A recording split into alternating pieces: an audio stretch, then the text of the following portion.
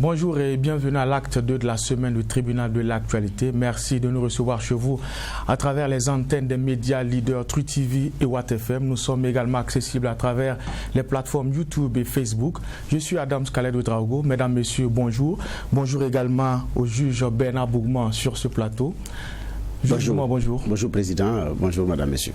D'accord. Alors pour cette convocation, nous allons nous intéresser au positionnement des partis politiques au sortir des élections couplées de novembre 2020. Et ces partis et formations politiques sont invités à clarifier leur position avant que le 5 mars 2021. Ainsi en a décidé le ministère en charge de l'administration territoriale. Il faut le rappeler, le Burkina Faso compte plus d'une centaine de partis et de formations politiques, un nombre qui fait débat. Et nous allons effectivement enrôler ce sujet-là. Et sur ce plateau, nous aurons Mamadou Cabré, président du PRIT l'ANAYA. Mais avant, nous allons ouvrir la première partie de cette émission, les avant-propos.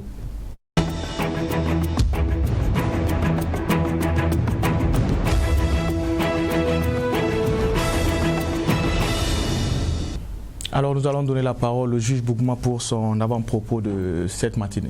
Mon avant-propos va concerner la politique intérieure. Hier, une délégation de l'UPC a rendu visite au Centre international de formation Dr Kwame Nkrumah, donc qui est un centre de formation politique. Donc, Centre de formation internationale Dr Kwame Nkrumah, donc le Centre international de formation du parti au pouvoir, le MPP. Donc, une délégation de l'UPC qui a rendu visite à l'école de formation du MPP. Donc, ici, alors, l'ironie de l'histoire, c'est que quelque temps après, effectivement, l'UPT a rejoint la majorité, laissant certains en difficulté, mais en même temps, au fur et à mesure que les choses se déroulent, il y en a aujourd'hui qui sont très mal à l'aise par rapport à certaines prises de position qui avaient été données de voir. Je fais partie de ceux qui avaient essuyé des levées de bois vert venant des militants UPC parce que j'avais même regardé les profils.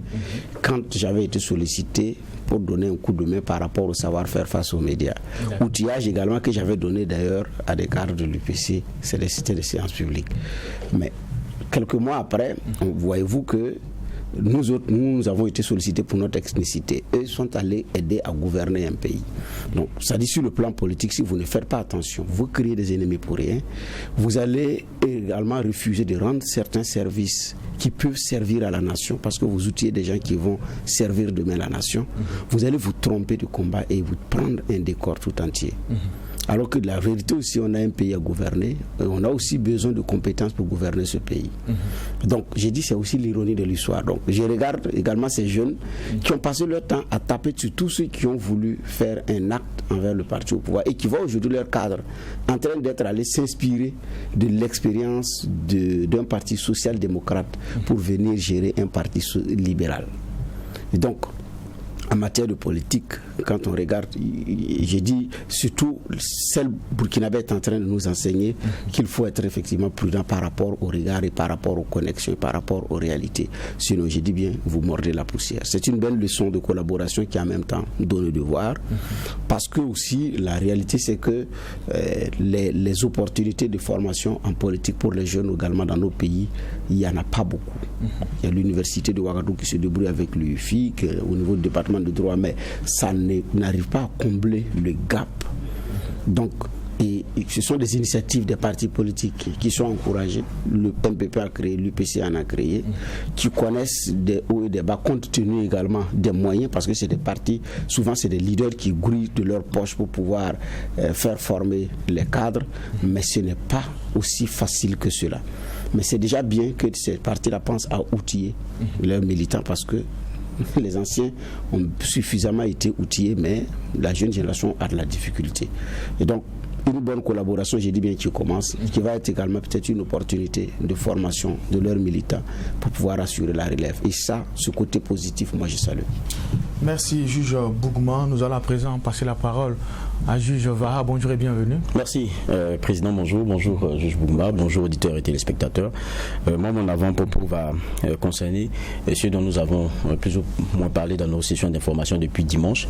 C'est Banfoura et les infrastructures qu'on a vues, qui ont été fortement éprouvées par les dernières pluies, avec des caniveaux dont les blocs ont été emportés ou sont restés sur le bas-côté de la route. Et puis, quelques quelques endroits concernant le bitume qui ont été fortement touchés par l'érosion et ça suscitait beaucoup de questions. Et ce qui est intéressant déjà, moi je pense que c'est positif, c'est que le ministre des Infrastructures a été très prompt. On a vu le ministre Bougouma, Eric, qui était sur les chantiers dès hier, et puis après donc avec une visite des journalistes derrière, a pu donner le point de ce qu'il a pu constater. Bon, il s'est voulu moins alarmiste en partageant le fait que c'était beaucoup plus les questions de finition qui étaient touchées, mais il reconnaissait que pour ce qui est des caniveaux, il y avait quand même aussi eu quelques gros problèmes. On espère, parce que je le dis encore, lorsque nous abordions la question, nous ne sommes pas des puristes du domaine, mais on espère que lui et ses services techniques qui ont pu regarder, s'ils sont rassurants pour nous dire c'est pas si grave, c'est que ce soit vraiment pas si grave. Parce que le contrôleur en chef est toujours là, c'est dame nature. Vous finissez de dire ça, si dans 6 mois ou lorsque la saison des pluies arrive, on se retrouve dans la même situation, on vous aura fait mentir pour rappeler les propos de quelqu'un. Donc il faut peut-être, je vais dire aussi quelquefois être prudent, mais je dis encore, c'est eux et leurs techniciens qui sont des puristes. On se dit que défendant évidemment d'abord l'intérêt national, ils ne vont pas se mettre du côté forcément des opérateurs si ces derniers-là n'ont pas eu à faire leur travail. Mais je dis, nous on est là, on regarde. Et le contrôleur en chef va venir encore et on saura si le ministre avait vraiment raison de nous dire c'est pas grave, c'est définition, ou si c'était plus grave que ça. Auquel cas, il va falloir encore tirer les conséquences. Merci, messieurs les juges. En tout cas, merci pour ces clés de lecture. Nous allons entrer dans le vif du sujet. Je le rappelais en début d'émission, nous allons nous intéresser pour cette convocation au positionnement des partis politiques. Il faut le savoir, le 5 mars prochain, au plus tard, les partis doivent clarifier leur bord politique. Et comme je le disais, au Burkina, nous avons plus d'une centaine de partis politiques qui aujourd'hui animent la scène politique. Nous allons revenir sur le débat autour justement de ce nombre pléthorique-là. Et pour en parler, nous avons sur ce plateau Mamadou Cabré. Il est le président du PRIT Lanaya. Bonjour et bienvenue. Bonjour, le tout nouveau président. Merci. Merci. D'accord. Alors, comme vous le savez, avant justement de rentrer dans le vif du sujet, nous allons parler des sujets de généralité. C'est vrai qu'il y a un sujet aujourd'hui, je dirais, un sujet capital qui intéresse l'ensemble du peuple burkinabé, c'est notamment la question de la réconciliation nationale.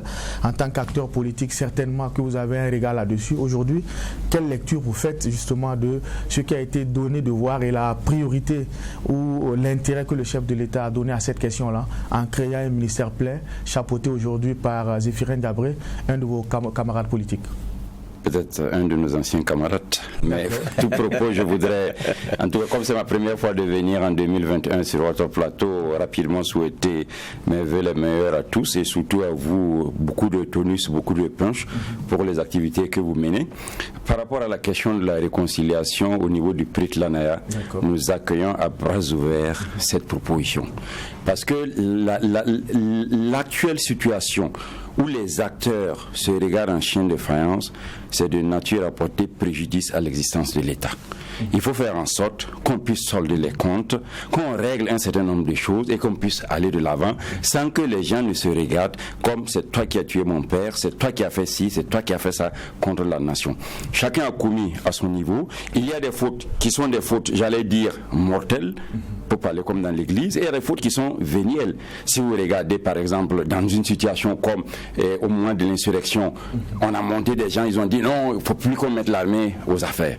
Mais l'armée, c'est une institution de la nation et ce sont les fils de la nation qui, à un moment donné, étaient impliqués dans la gestion des affaires par le président Blaise Compaoré. Peut-être que le représentant n'a pas joué franc jeu au profit du peuple, il a fait préserver les intérêts de M. Blaise Compaoré, mais ce n'est pas pour autant qu'il faut jeter l'anathème sur l'armée et l'exclure de la politique, au point même de dire que si un bon militaire, en tout cas un militaire politicien, il doit démissionner de l'armée 5 ans avant de faire poser sa candidature. Alors qu'il peut démissionner et entre deux révisions du corps électoral avant les 5 ans, il y a une interdiction et il peut postuler comme Djibo Salou au Niger, il n'a pas eu, et qu'est-ce qu'il fait? Il repart dans la rue ou il repart pas dans la rue? Donc il y a des choses plutôt qu'il faut pas tailler sur mesure pour dire telle ou telle chose, ce sont des aspects que je cite comme ça, sinon il y a dans l'appel, même au niveau de nos sankaristes, ça fait un fonds de commerce, comme Blaise l'a dit à un de ses meetings à Yako, c'est pour améliorer l'ensemble de certaines personnes. Il faut qu'on arrive à régler ces questions-là, pour que ceux qui ont une conviction idéologique sankariste puissent la défendre sans que ça ne soit derrière ce talibi, il faut rendre justice à Thomas Sankara, etc. Des gens qui ont passé leur temps à jouer à la guitare ou à faire du je ne sais quoi, après ils disent que c'est eux qui sont devant et que tous les politiciens n'ont qu'à aller derrière. Vous voyez qu'il y a comme un fonds de commerce là-dedans, et donc si on arrive à régler toutes les questions en suspens, qu'elles soient politiques, qu'elles soient violentes, qu'elles soient sociales, je pense qu'on pourra repartir sur de nouvelles bases, et donc nous disons que nous accueillons à bras ouverts et nous n'avons pas d'a priori par rapport à ce qui peut être dit par X ou Y par rapport à justement la réconciliation nationale. Qui joue à la guitare et qui a mis les œufs derrière? Ceux qui ne s'intéressaient pas à l'activité sankariste en tant que politiciens et qui ont dit qu'ils sont sankariens, d'autres ont dit que non, qu'eux ne font que critiquer la société, mais ils ne sont pas avec Sankara ni avec Blaise. Alors, ceci subitement se retrouve après l'insurrection à aimer la fièvre sankariste, à jouer sur cette corde-là. Bon, moi je pense qu'il y a quand même de l'imposture dans cette situation. Il faut régler les choses pour qu'on sache, et non pas que les gens continuent à dire oui, c'est nous qui défendons la cause de Sankara, mais justement pour améliorer leur nation en citant encore le grand frère Blaise Compaoré. Ok. Juge Bougma, question de généralité. Oui, question de généralité. En 2015, vous étiez avec la coalition pour un vrai changement. Oui. Après, la dénomination a changé. Oui. Donc, c'est devenu la coalition des forces démocratiques pour le vrai changement. Voilà, on est arrivé en 2020. Est-ce que vous êtes allé avec la même coalition, même si les élections sont derrière nous? Le prix de l'année a fait cavalier seul. Nous n'avons pas été consultés par qui que ce soit pour travailler ensemble, mais aussi il faut se le dire, depuis juin 2020, lorsque le président du PDP-PS et moi-même, nous avons lancé la CONSOMEL, la conscience pour un moratorium des élections, nous avions été vus comme des pestiférés au sein du CEFOP, parce que certains ont cru que c'était leur occasion d'être élus. Alors que nous avions dit, ce n'est pas celui qu'on croit qui va être élu qui est toujours élu. Et donc, on ne nous accueillait pas, en tout cas, avec le large sourire, mais nous aussi, on a fait notre chemin ensemble, entre nous, PDP, PS et puis Prit-Lanaya. Donc, on n'est pas allé dans cette coalition, ni dans aucune autre coalition, parce que nous n'avions pas eu de discussion franche sur la question. On aurait pu faire notre choix pour X ou Y, mais à condition que l'on veuille bien nous donner un peu de considération et non pas nous utiliser comme une échelle pour arriver au sommet et puis basculer l'échelle. C'était comme vous d'ailleurs avez demandé un report des élections. Il y en a qui sont allés même jusqu'à saisir le Conseil constitutionnel. Oui. Alors, et d'autres, pour ces raisons, pour dire qu'ils sont restés cohérents, n'ont pas fait acte de candidature. Je pense au docteur Arissi Rodrago, président du RPR. Et vous, est-ce que vous avez fait acte de candidature? Et finalement, qu'est-ce qui s'est passé à votre niveau? Nous avons fait acte de candidature dans 11 provinces. Contre 32, je crois, ou c'est 26 en 2015. Nous sommes sortis bredouilles parce que notre fusil de chasse ne nous a pas permis de ratisser l'âge parce qu'il fallait avoir des munitions en CFA et en dollars. On n'avait pas ces munitions, donc on a chassé et on n'a pas eu même une perdrix. Mais pour nous, ce n'est pas simplement la question électorale qui justifie l'existence d'un parti. Il y a également les questions d'orientation et de conscientisation. Et nous avons fait notre travail là-dedans et nous pensons que, bon, même si ce n'est pas pris en compte, on a lancé des actions et puis ça a été récupéré, peut-être galvaudé. Par exemple, la question de la journée continue, ce n'est pas cette forme. Nous proposons plutôt une cohorte de 2 équipes qui vont travailler de 7h à 18h, de telle sorte que chacun puisse vaquer à ses occupations après, parce que vous le savez bien, l'État occupe le citoyen dès l'âge de 3 ans et le libère à 62-63 ans par rapport à son niveau. Il n'arrive à rien faire. Et j'ai vu des gens qui sont partis à la retraite 2 ans après, je ne parle même pas de ceux qui sont décédés, mais 2 ans après, quand vous les regardez, c'est une loque humaine. Et nous avons dit dans notre programme qu'il faut mettre fin à la mendicité des fonctionnaires. Donc, c'est notre travail, on conscientise, on donne des idées. Maintenant que les gens acceptent ces idées, contrairement à ceux qui les donnent des CFA, chacun choisit, puisqu'il y a des mange-mille, mais il y a des mange-idées. C'est vos idées qui n'ont pas convaincu, ou bien c'est la profondeur de la poche du Prit-Lanaya? C'est certainement la profondeur de la poche. C'est votre conviction? Et ma conviction intime. Et je sais bien, parce que l'argent qui a été mis, c'est ça, justement, je taquine le grand frère Ibriga pour lui dire, mais écoute, vous dites aux gens de venir justifier les 25 millions de départ pour la caution. Mais vous savez que cette question de 25 millions-là, il n'y a aucun candidat. J'ai été directeur de campagne de l'UNI, j'ai été directeur de campagne de Boukari Kaboré. Je sais que celui qui s'amuse à aller avec un quart même de milliard, il est allé pour faire de la figuration. Et c'est pour une manière de dire aux gens, écoutez, ne financez pas les autres en dehors de ceci, parce qu'on connaît ce qui est arrivé à Raïs. Si vous demandez déjà à savoir où vous avez eu vos 25 millions, mais le candidat qui est arrivé à justifier, après s'il va vers un opérateur économique, on lui dit, ah, si on cherche à savoir que moi j'ai donné l'argent là, on va me faire un redressement fiscal, on va me faire ci. Bon, oui. Donc c'est des choses pour lesquelles nous, quand on regarde, on voit l'armada de véhicules, on voit le dispositif, on voit le parterre de journalistes, on voit tout ça avec les prises en charge, ben on sait que mon ami, on parle, comme dirait Feu Palais Walter Issa, pas lui en termes de millions, mais ici on parle en termes de milliards. D'accord. On va rentrer dans le vif du sujet. On le sait, au sortir de chaque bataille électorale, c'est l'occasion pour les partis politiques de dresser un bilan. Quel est aujourd'hui le bilan du prix de l'ANER? Bon, je n'aimerais pas faire un bilan en faisant une classification, puisque j'ai pris les documents du Conseil constitutionnel. Sur les 126 formations en compétition, nous étions 80e. Donc on a laissé 46, mais ce n'est pas ça le résultat, puisqu'on a eu zéro élus. Donc on a eu moins de, j'allais dire, de la moitié de ce que nous avions eu. Bien sûr, il y avait moins de listes que cette fois-ci. Bon, et ensuite, on a constaté qu'on nous a, en tout cas, qualifié de vieux sorciers.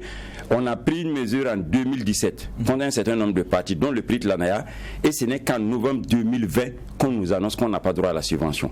Ce que nous avons contesté. Jusqu'à présent, je demande à la Cour des comptes de me donner le document et le rapport d'audition du prix de l'ANEA. Jusqu'à présent, depuis novembre, on ne m'a pas encore donné le rapport. J'ai dit non, ça ne se justifie pas.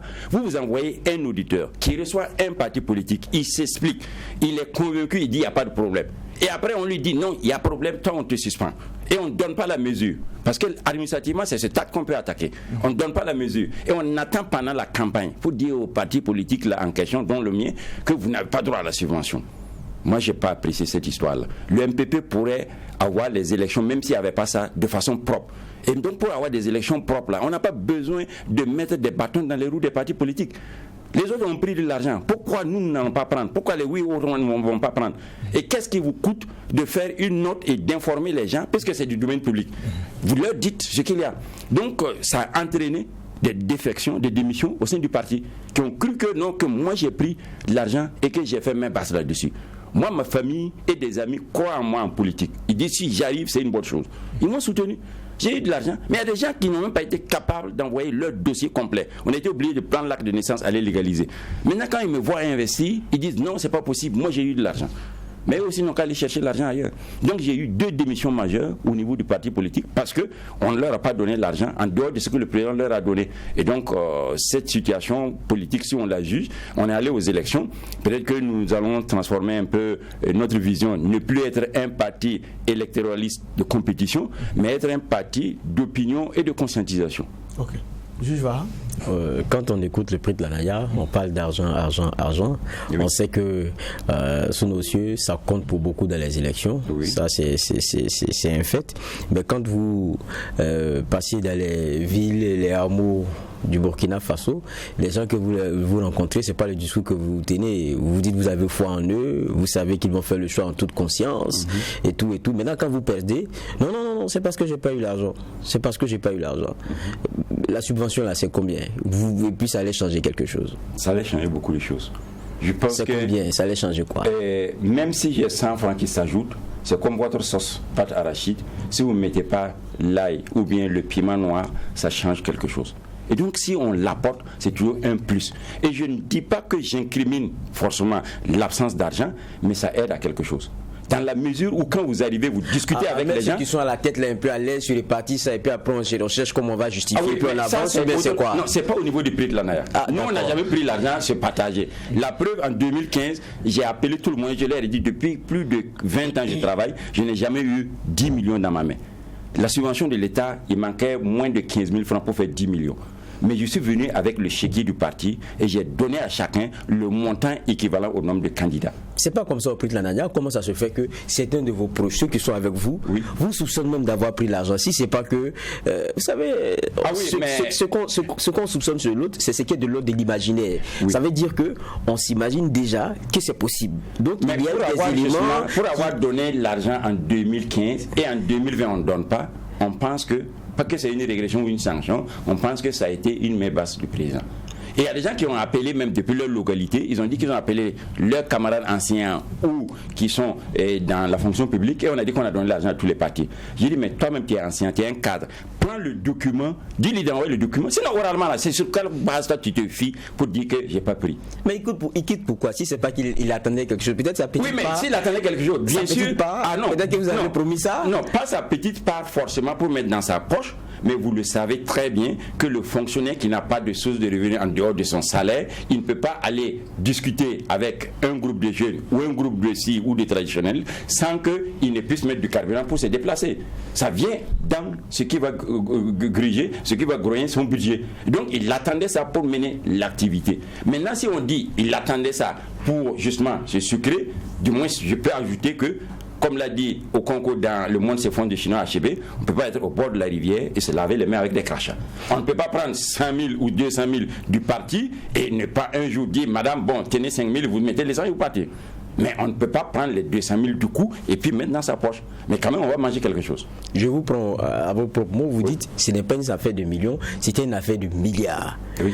Donc, il y a des partis qui ont de réelles capacités de mobilisation de l'électorat, disons d'argent, oui, de façon très claire. Pourquoi est-ce que pour le prix de Nanaya, on attend que la subvention? Vous ne pouvez pas autre chose? Vous n'avez pas parce que tout est d'abord capacité de convaincre. Oui. Vous voyez, même ailleurs, on le voit. Même quand on veut candidater, on convainc ceux qui ont les moyens de nous suivre à travers ce qu'on leur propose. Ça aussi, c'est un aspect de la lutte. Alors, quand vous parlez ainsi, je vous ai dit tout à l'heure le cas de Raïs, mais le cas également où on a demandé aux gens de venir justifier 25 millions. Tout le monde sait, vous l'avez dit tout à l'heure, c'est de convaincre des gens. Mais si on va convaincre quelqu'un, moi je suis fonctionnaire de l'État. Mon salaire mensuel ne fait pas qu'on appelle les 2/5 du million. Mais pour avoir 25 millions, c'est quoi? C'est quelqu'un d'autre qui vous soutient. Mais si on agite l'épouvantail pour montrer à la personne qu'on peut poursuivre, il ne va pas vous soutenir. Premier élément. Deuxième élément, on a habitué les gens à avoir de l'argent. Parce qu'un pouvoir en 87 est mal arrivé et pour justement se faire accepter, on déversait l'argent.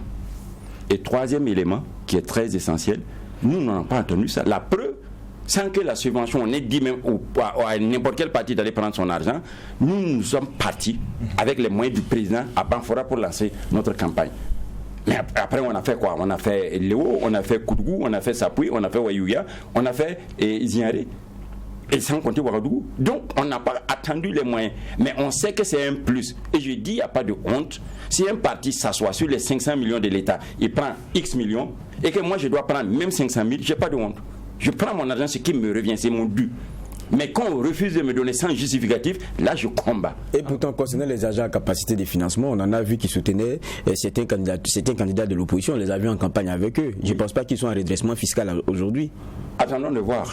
C'est un peu trop tôt, ça fait 2 mois. Ça c'est le premier élément. Et deuxième élément, mais c'est ceux que vous avez vu qui sont sûrs d'eux-mêmes. Et ceux qui ne sont pas sûrs d'eux-mêmes ou qui ont une manière ou une autre, vous croyez quoi? Si on n'avait pas mis ça, peut-être qu'il serait plus que ça, monsieur. Peut-être dans votre avis. D'accord. J'espère que ce n'est pas un juge islamiste. Rassurez-vous. Oui, d'accord. Monsieur Cabrel revient régulièrement sur Raïs. Il y en a qui ne savent pas de quoi est-ce que cette histoire la retourne. Est-ce que vous pouvez donner de la précision? Non, la précision c'est simplement au moment où la campagne pour la candidature à l'élection présidentielle était 5 millions comme caution, Boukari Kaboré, militaire déflaté qui n'était pas réhabilité, avait besoin de 5 millions pour déposer pour sa campagne. Et donc il est allé voir Raïs, je crois c'est le nom de sa société, ou c'est lui-même, qui est originaire du Boulkemde, comme lui, de la société, et il a eu l'argent pour aller déposer. Et maintenant, quand on a su que c'est lui qui a donné l'argent, Et il a une compagnie de transport, il a l'hôtel qui est juste à côté du château de Gourmet, etc. Non, l'hôtel ne marche plus, c'est devenu un lieu de vente de véhicules. Alors donc on a fouillé, on a recherché le monsieur et puis on l'a croulé.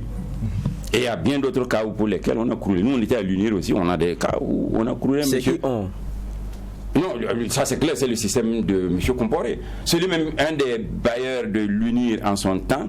Quand il y a eu les manifestations au niveau du grand marché, je crois que volontairement on l'a chargé et il a eu la jambe cassée.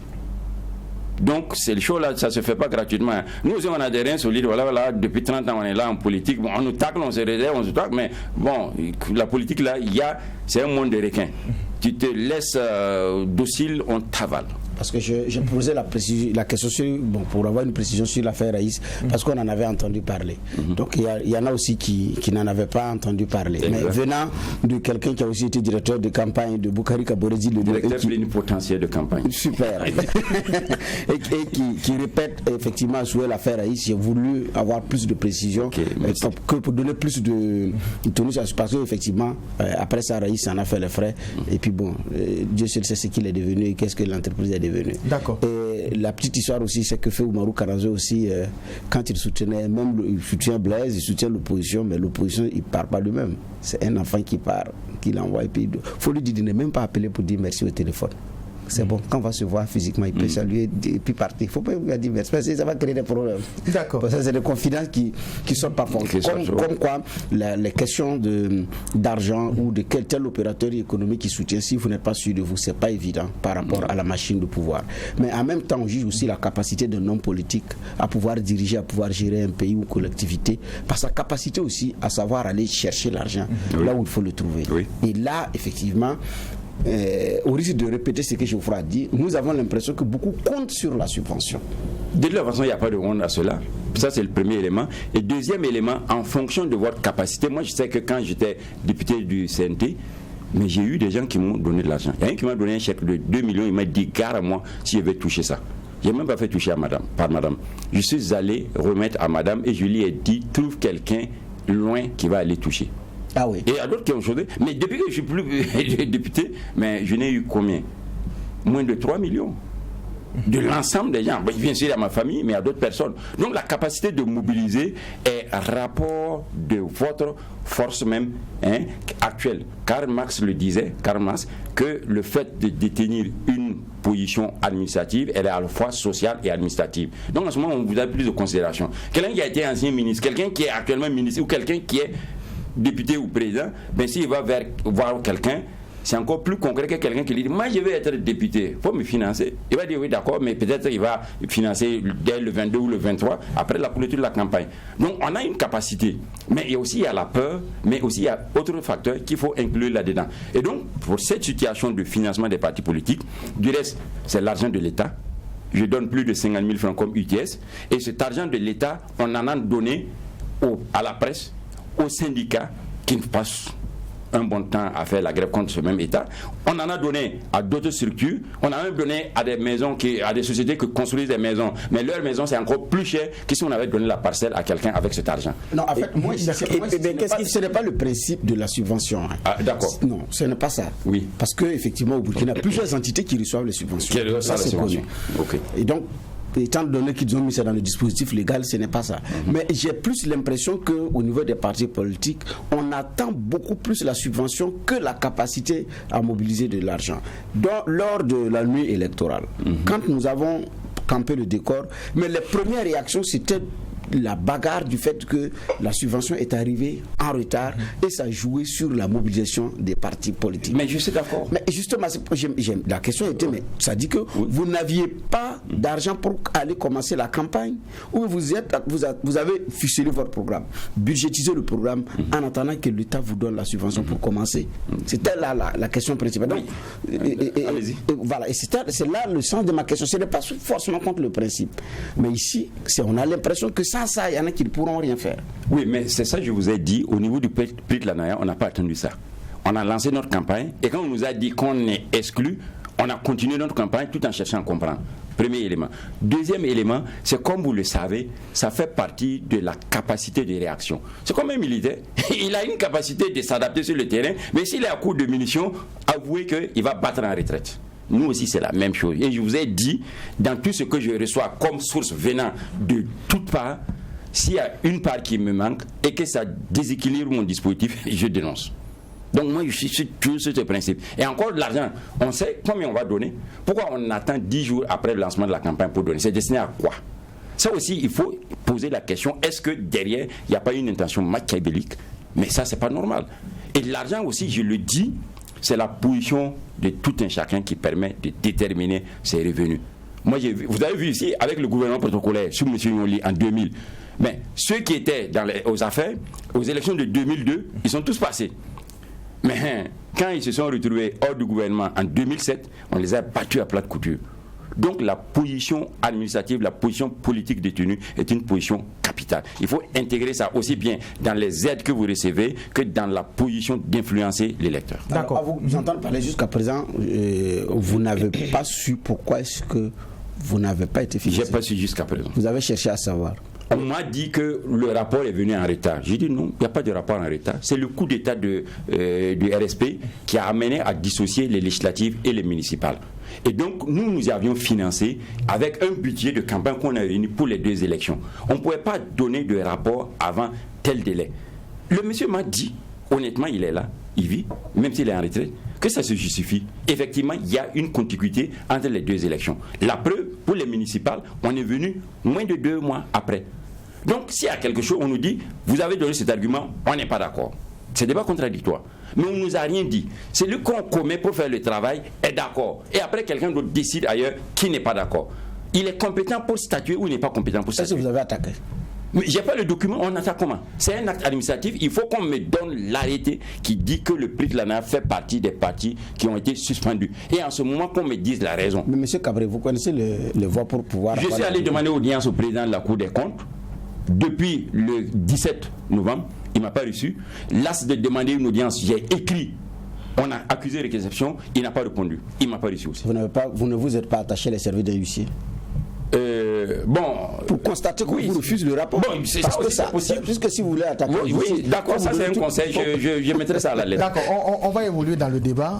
On l'a dit en début d'émission, tout parti politique doit faire une déclaration écrite publique de son appartenance à l'opposition ou à la majorité. C'est ce que la loi dit, avec une copie adressée au ministère en charge des libertés publiques. Est-ce qu'au jour d'aujourd'hui, vous êtes exécuté et quel est le bord politique du prix de la nerf? Non, je ne me suis pas encore exécuté. C'est après, avant-hier que j'ai appris cette nouvelle. Mais moi, je m'attendais beaucoup plus à ce qu'on finisse le dialogue, la réconciliation pour parler de ces questions. D'abord, la majorité, d'un point de vue légal, ça n'existe pas. Non, ça n'existe pas dans le dispositif juridique. C'est ceux qui sont au pouvoir qui ont trouvé nécessaire d'organiser des partis politiques autour d'eux pour créer une majorité. Ça n'existe pas. Donc vous êtes contre la loi? Non, j'arrive à vous démontrer. Ensuite, la question d'opposant, c'est ça, je l'ai dit, c'est une notion symétrique. Si je suis opposé à toi, c'est que toi aussi tu es opposé à moi. Et aujourd'hui, là, c'est sous M. Blaise Compaoré qui avait cette notion, une certaine valeur, mais aujourd'hui, moi je ne vois pas en quoi on peut dire que je suis un opposant. Je ne suis pas peut-être appelé à donner mes compétences au niveau du prix de l'ANEA pour aider à la marche de la nation, mais je ne suis pas forcément opposant. Il y a des choses pour lesquelles le pouvoir va poser, et je vais dire je suis d'accord. Il y a des choses pour lesquelles je vais dire je ne suis pas d'accord. Tout comme j'ai apprécié ceux du BPN, du MPP, qui ont écrit contre l'ancienne ministre de la Santé par rapport à la gestion de la Covid. Ce n'est pas parce qu'on est de la majorité qu'on ne peut pas dire la vérité. Quand Jacques Chirac disait à ses pairs africains en 2001, au sommet de Yaoundé, l'amitié se nourrit de vérité. Donc, le fait de faire cette vision manichéenne, dichotomique, pour dire, voilà ceux qui sont de la majorité, voilà ceux qui sont opposés, comme s'il y a une notion de résistance, une notion de force, moi je n'aime pas cette notion. Donc cette loi-là va avec le principe de centrisme politique? Pas forcément de centrisme politique, mais j'ajoute même que par rapport à l'existence du CEFOP, on nous a fait entendre, non, c'est l'institution et c'est une personne qui est derrière. Si moi je suis dans un cadre et qu'on dit que c'est par rapport à ci ou à ça, bon, moi je me fais en tout cas l'obligation d'avoir une analyse pour ne pas trop m'impliquer là-dedans. Et même que je peux dire, même si je ne suis pas contre le fait que M. Zéphirin soit allé au niveau du gouvernement, moi j'ai déploré le fait que des gens comme moi n'aient pas été mis au parfum. Parce qu'au cours de son mandat, j'étais un des grenadiers voltigeurs. Quand il y a un problème, c'est cabré. Quand il y a un problème, c'est cabré. Mais quand même, j'ai pris des positions. Il change de camp. Et un minimum, c'est de dire, bon, nous, on avait vu ça, on a eu ça, mais c'est devenu comme ça. Sinon, c'est l'attitude à mon ami Boukari Kaboré qui a dit, on va combattre jusqu'à la dernière balle. On lance l'offensive, il rentre au BA, il dit aux gens, je ne combats plus, celui qui vient n'a qu'à combattre. Voilà, on a attrapé des gens, on a tué, on a brûlé. Non, donc il faut que, déjà dans cette position-là, ça me laisse un peu froid. Est-ce que je peux aller m'asseoir dans l'opposition, on va dire oui par rapport à ça, il doit prendre position ou faire les conférences hebdomadaires, ou alors qu'est-ce que je fais? Je suis dans ma neutralité, et si le gouvernement prend une mesure qui est bonne, j'applaudis à tout rompre. Si l'opposition prend une mesure qui n'est pas bonne, je dénonce. Qu'est-ce que je fais? Donc la terminologie opposant me gêne, et ce qui a été dit à l'intérieur de ces deux cadres-là me pose problème. Je suis très surpris par les propos d'aujourd'hui, les Cabré. Quelqu'un qu'on a vu et qui revendique même son statut de grenadier voltigeur, de Zéphirin, au CFOP, chef de file de l'opposition politique, qui revient sur un débat sémantique concernant l'opposition et la majorité, alors que les 5 dernières années là, le monsieur transpirait à l'opposition. Mais c'est le CDP qui vous c'est le CDP à l'opposition qui vous dérange. Disons-nous les choses clairement. Pourquoi est-ce qu'aujourd'hui, pourquoi est-ce qu'aujourd'hui, monsieur dit l'opposition n'existe pas, la majorité n'existe pas. On sent le monsieur là commencer à vouloir surfer. Dites-nous la vérité.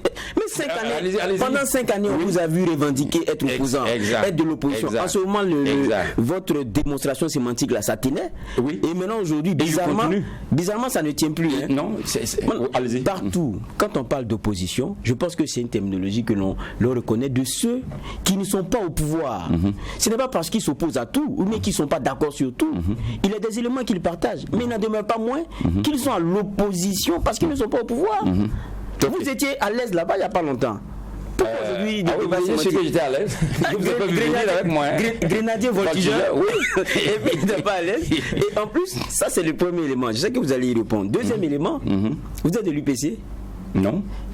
Zéphirin va vous dire quoi avant de partir de l'autre côté? Ah non, on a appartenu à un même cadre.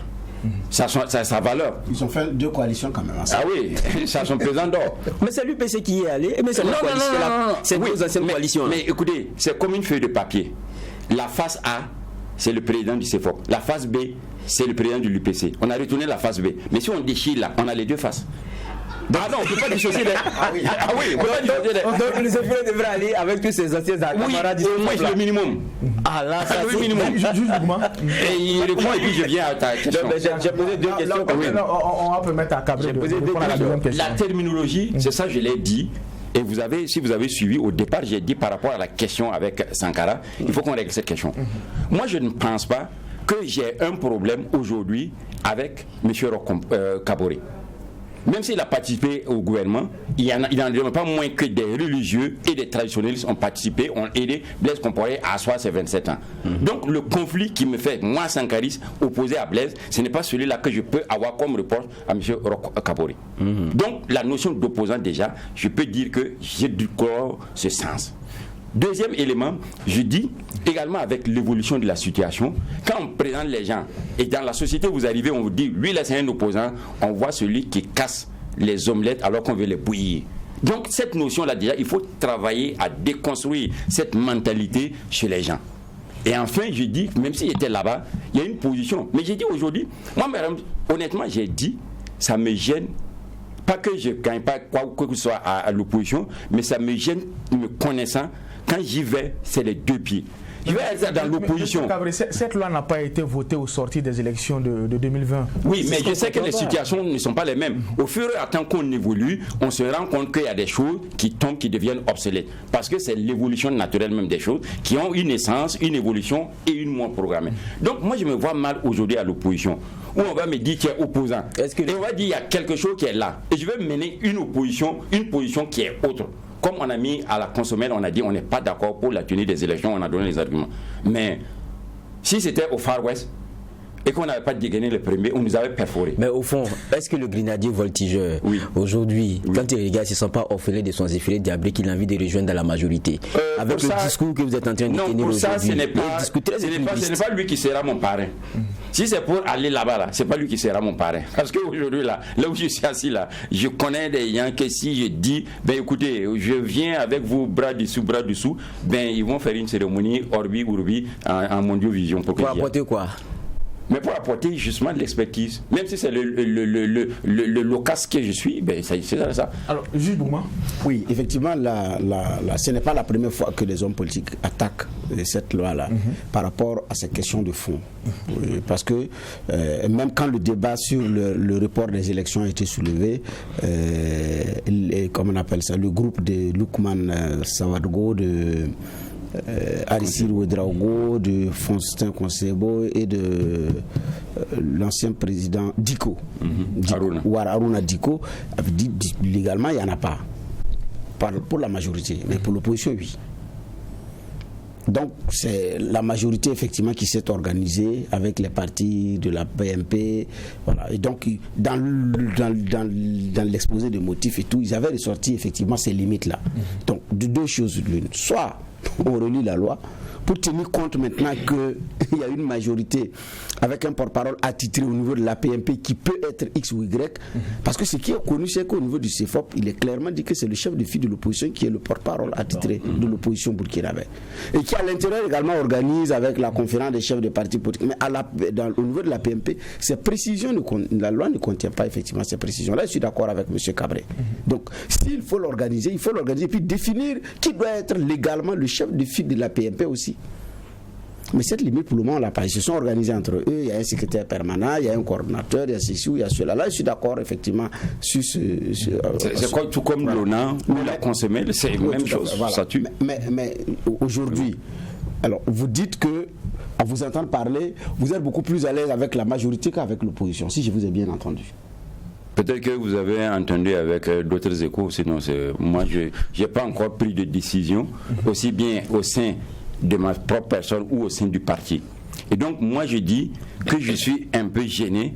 Si je vais quelque part, je me donne toujours à fond. Oui, est-ce que je peux aller dans l'opposition et puis ensuite critiquer pour que peut-être en 2025, celui qui était devant moi se retrouve de l'autre côté assis. Oui, et c'est pour ça que j'ai dit qu'il fallait qu'on nous consulte. Au moins ça a eu l'avantage de nous calmer. Je peux avoir écouté avec d'autres échos. Mais quand vous dites, vous avez été dans deux coalitions avec M. Diabré, en plus d'être dans la même opposition, vous avez été ensemble dans le CFOP avant le départ de M. Blaise Compaoré. Et en son temps, vous avez dit qu'il y avait des arguments d'opposition clairement établis sur la table, sur arguments et bas sur lesquels vous vous opposez à Blaise Compaoré. Parce que justement, il y avait l'assassinat de Thomas Sankara et de façon générale, la mort de la révolution. Et question de l'article 37 qui s'est invité à un moment donné, qui sont devenus des arguments clairs pour que les gens prennent position pour ou contre. Donc ça, c'était clair. Aujourd'hui, vous estimez que ces choses ne sont plus là. À quoi est-ce qu'on s'oppose véritablement? On peut ne pas s'opposer, mais ne pas être allié. Qu'est-ce que ça veut dire? Non, ça veut dire qu'on garde une indépendance totale, comme le nom du parti lui dit. Justement, c'est là où je vais effectivement en venir. Donc, vous donnez des arguments pour dire aujourd'hui, est-ce que c'est pas mieux qu'on attende pour régler les histoires de réconciliation avant que les uns et les autres se déterminent par rapport à X ou à Y? Mais est-ce que ce sont d'autres échos qui me font dire que réellement vous êtes beaucoup plus à l'aise pour la majorité que pour une question d'opposition? Parce qu'il n'y a rien au fond à s'opposer. Non, considérons la question de la réconciliation. Parce que la question de la réconciliation, ce n'est pas seulement comme le rapport des sages, du reste a menti à une partie en disant que la violence en politique a commencé en 82. La violence en politique n'a pas commencé en 82. Des leaders politiques ont été assassinés. On sait c'est la violence en politique. Donc, comme je le dis par rapport à cette question-là, on peut aller au dialogue, à la réconciliation et à des pans qui sont restés. Ce n'est pas seulement la violence en politique. Moi, j'ai assis ici, j'ai fait 8 ans d'études universitaires pour être en A1. C'est des questions idéologiques. Après d'avoir été recruté avec la licence et 2 ans de formation, on m'a mis en A3. C'est pas normal. C'est pas moi qui ai organisé le concours. Donc moi j'ai besoin d'une réconciliation qui est beaucoup plus sociale, beaucoup plus administrative. Il y a d'autres cas pour lesquels les gens ont perdu leur terre. Il y a des cas pour lesquels, prenons le cas de la Révolution, où la retraite était à 55 ans. Mais pour des questions stratégiques, Thomas Sankara a ramené ça à 53 ans. Mais celui qui est parti et qui comptait sur les 2 dernières années pour organiser sa carrière, il n'a rien fait contre la révolution. Mais on a dit on a besoin de gérer la masse budgétaire et de dégager des postes pour les jeunes. Mais lui, il s'est sacrifié. Peut-être que sa génération, sa progéniture a perdu, n'a pas pu réussir dans les études. Qu'est-ce qu'on fait pour lui? Tout ça sont des éléments que moi je mets dans la balance et je dis qu'il fallait attendre de voir pour savoir si ce qu'on aura convenu, ça plaît à tout le monde. Là, on accompagne. Ensuite, moi, je n'ai pas de gêne à dire que je suis de l'opposition ou de la majorité. Mais c'est ce que je ne comprends pas. Est-ce que être de l'opposition ou de la majorité, ça dépend de la stratégie, de la conception qu'on a de la réconciliation? Ah oui, il y a des éléments là-dedans. Parce que ça peut être des causes objectives qui deviennent subjectives.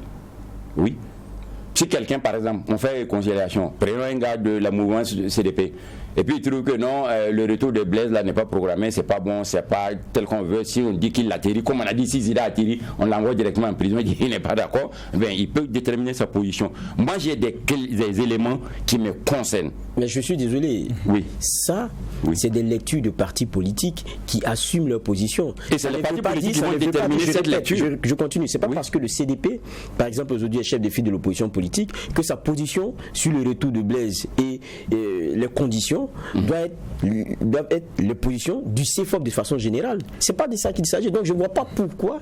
Que je ne vois pas en quoi. Non, moi je suis chauffeur. Je veux aller à Bobo. Mais à la localité de Pouni Zawara, j'ai ma maîtresse. Si j'ai le volant là, je vais m'arrêter à Pouni Zawara. Donc c'est pour dire que celui qui est devant, si on considère toujours les histoires, ça peut être ainsi. Si aujourd'hui on dit par exemple, bon, écoutez, les sankaristes, partis politiques qui ne sont pas ni à gauche, ni à droite, ou à la majorité ou à l'opposition, vous vous concertez par rapport aux questions sur Sankara.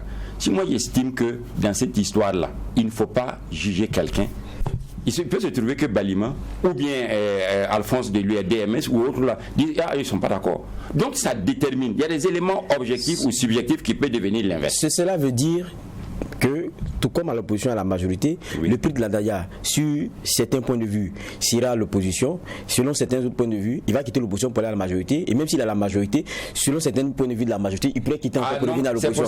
C'est ce que vous êtes en train de dire. Non, c'est pour dire qu'on garde une équidistance. Ça veut dire qu'on ne veut pas aller étiqueter, ranger, classer, administrer à la majorité ou étiqueter, ranger, administrer à l'opposition. Je sens que le professeur Souma va l'appeler de l'ONA. Ah oui.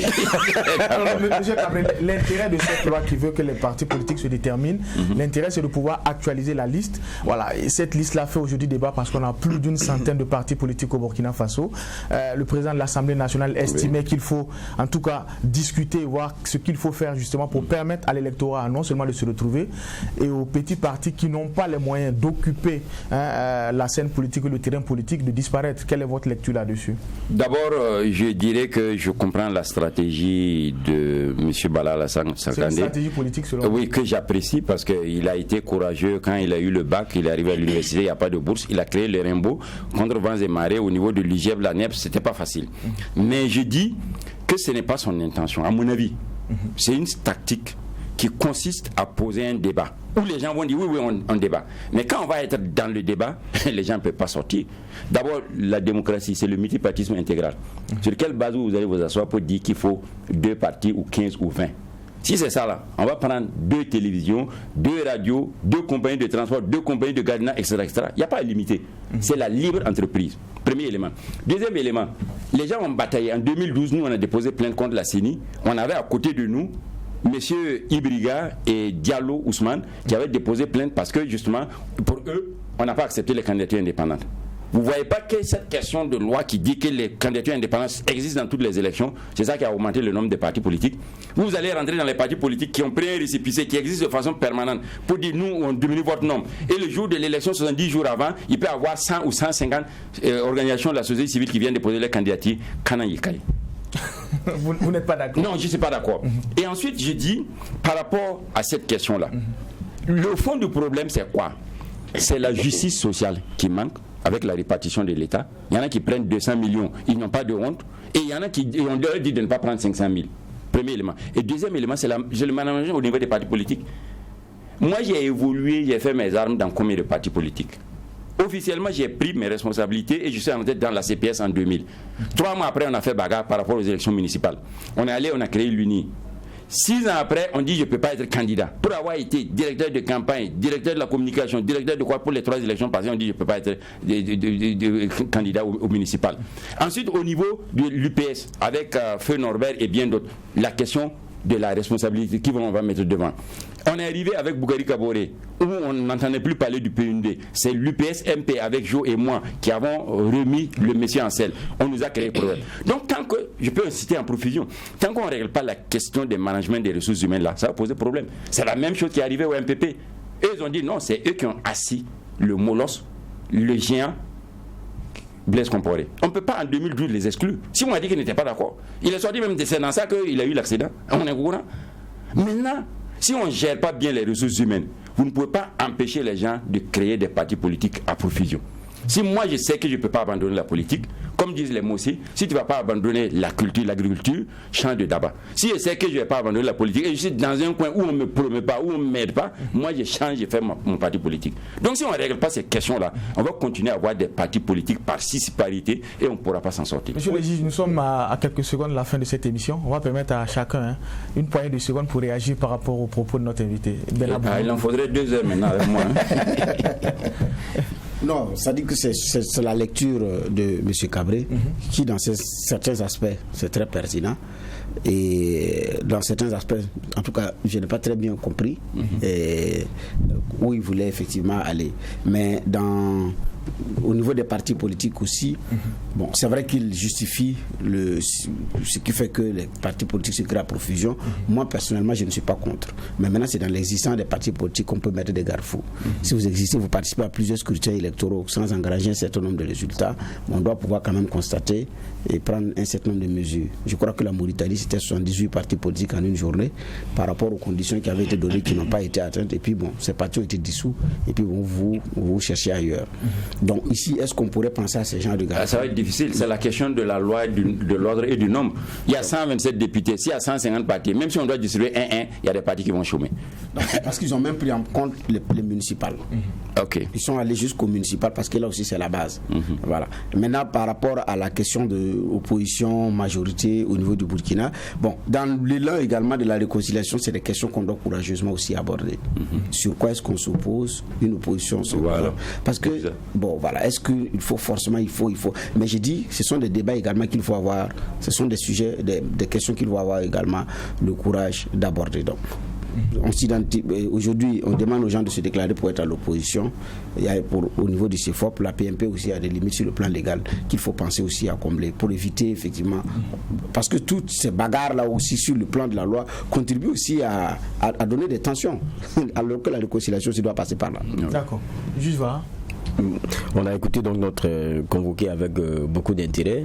Moi, sur certaines questions, je pense qu'on a eu même les mêmes argumentaires qu'on a eu à poser ici. La question de la limitation des partis politiques ou quoi, ça s'écrit librement. Et puis, c'est difficile que ce soit quelqu'un d'un parti politique qui dise qu'il faut limiter. Alors que quand c'est comme ça, vous posez la question de savoir est-ce qu'il n'y a pas des enjeux derrière, il n'y a pas de dynamique derrière.